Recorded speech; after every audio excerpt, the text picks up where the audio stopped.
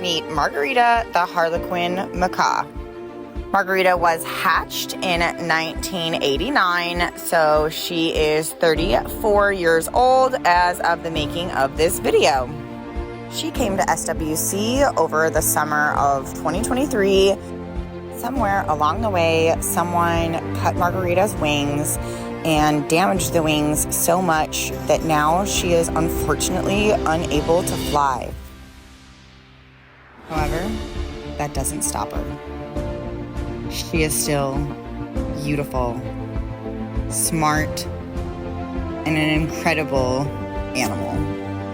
Now, Margarita gets to be an ambassador for her species and teach others not only about parrots and macaws, but about why we have to think about what we do with our animals.